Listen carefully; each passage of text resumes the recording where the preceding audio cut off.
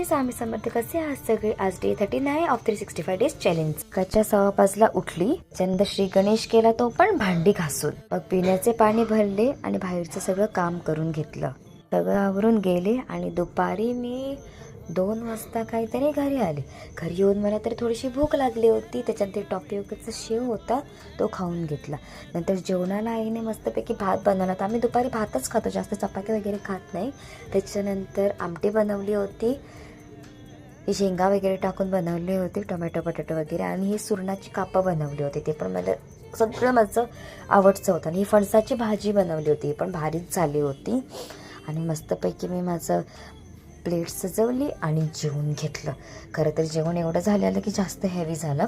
त्याच्यानंतर थोडंसं गोड पाहिजे होतं म्हणून मी बाजारात गेलेली, त्यावेळी मी सोनपापडी आणली होती, ती खाल्ली. नंतर संध्याकाळी बाकीची कामं आवरून कपडे धुवून आले. सो असं होतं माझा आजचा व्लॉग. Please like